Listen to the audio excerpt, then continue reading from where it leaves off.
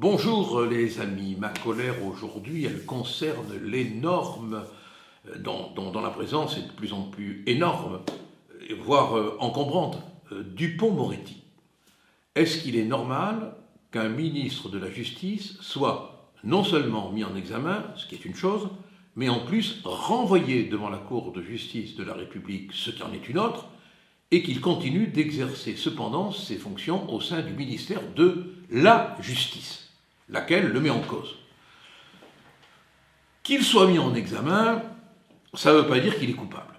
On a vu des mis en examen relaxés ou acquittés. Qu'il soit renvoyé devant la Cour de justice de la République, c'est un degré de plus, mais ça ne veut pas dire là non plus qu'il soit coupable. La question qui se pose, c'est celle de la compatibilité, je dis bien compatibilité, entre la fonction, ministre de la Justice, et la mise en cause judiciaire. Deux fois. Première fois par une mise en examen, deuxième fois par un renvoi devant la Cour de justice de la République.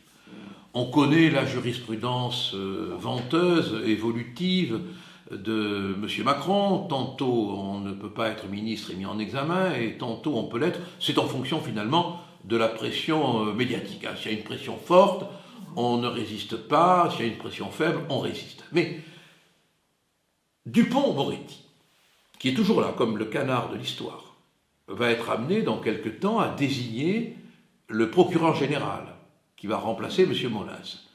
Celui-là même, le nouveau procureur général, qui va, tenez-vous bien, accrochez-vous bien, requérir contre lui.